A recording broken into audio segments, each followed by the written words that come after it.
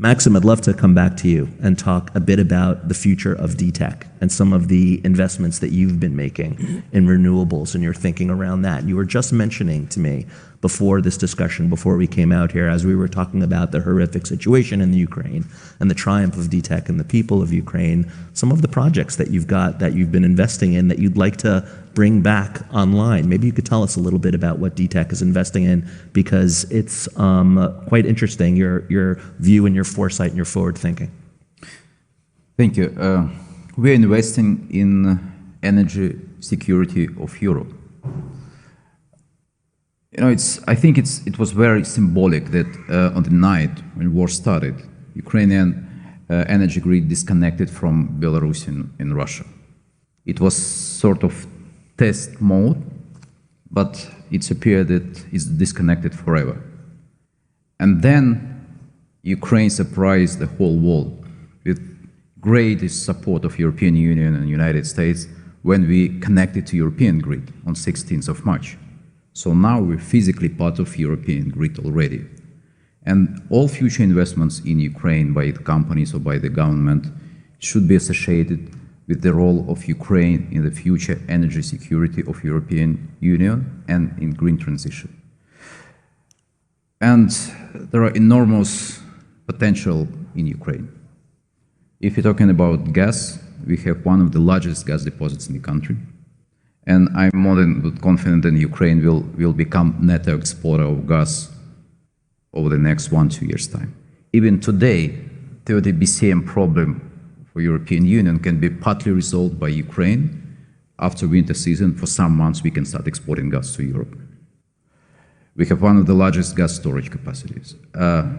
We have one of the most developed nuclear industry, and bringing new technologies like SMR can let us start exporting clean energy to Europe. And coming to renewables, we have one of the highest potential in solar and wind in the country. We have great radiation, topography, connection to the grid, and we did some preliminary feasibility study that we can reach as much as 50% of renewables in our generation mix, as much as 30 gigawatt of capacity, out of which up to 15 gigawatt can be exported to European Union. And what we need for that, we need to develop our interconnection and cross-border capacity, and we work together with our European partners to increase it now. And we need investors to come to Ukraine, and conditions should be created for that. As example, for our company, as already mentioned, the war started for us quite a long time ago. When in 2014 we lost about 30% of our assets in Donbass and Crimea, some of generation. What was our response? We heavily invested in renewables, more than 1.2 billion euro, and we became the largest renewable investor in the country.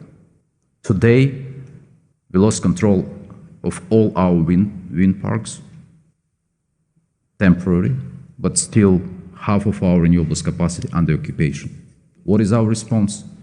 Just 1 month ago, we resumed construction of the largest wind farm in Ukraine.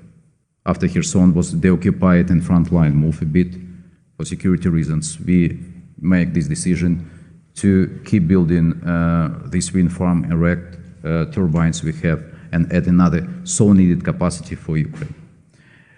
The recent talks of or statements of President Zelensky about Ukraine that we can become green hub for Europe, and that's very important message, and that we need to build more decentralized system.